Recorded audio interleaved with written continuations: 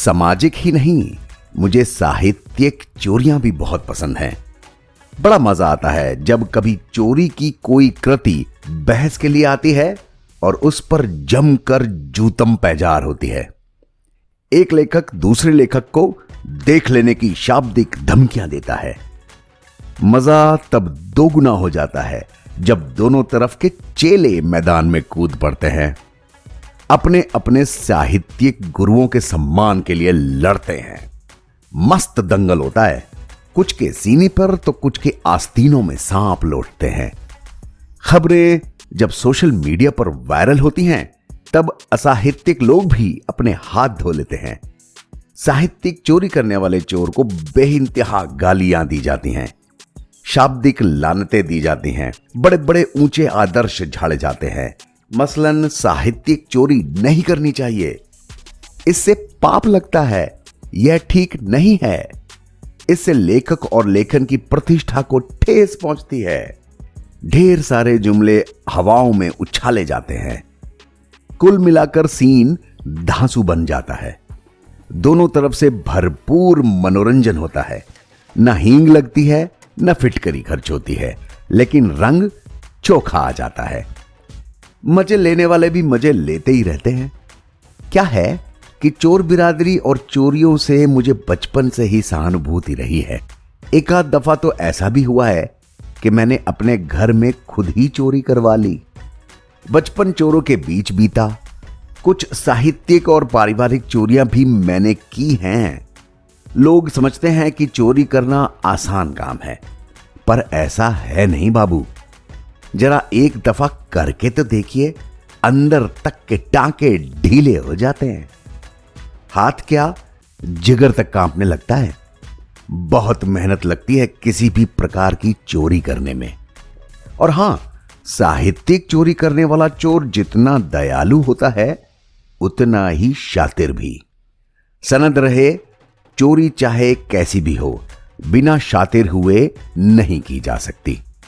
लेकिन साहित्यिक चोरी का अपना लुत्फ है। मैं ऐसा मानता हूं कि प्रत्येक लेखक की रचना बिकाऊ माल ही तो होती है।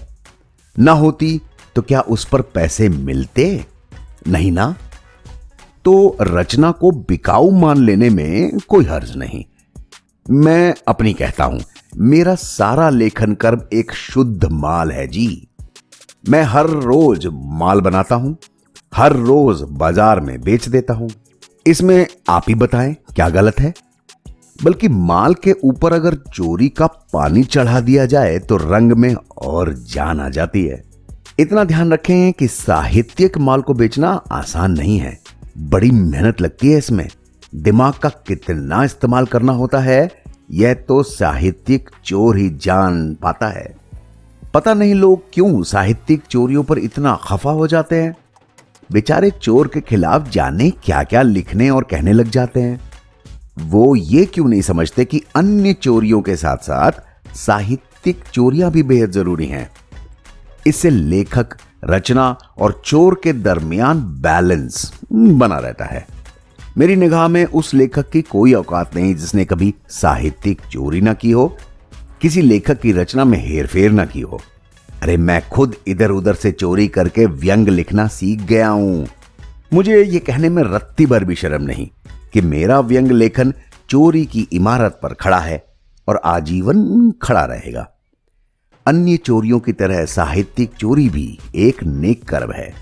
कोई कविता की चोरी करता है, कोई कहानी की, कोई उपन्यास की, तो कोई लेखन शैली की। मैं व्यंग की चोरी करता हूं।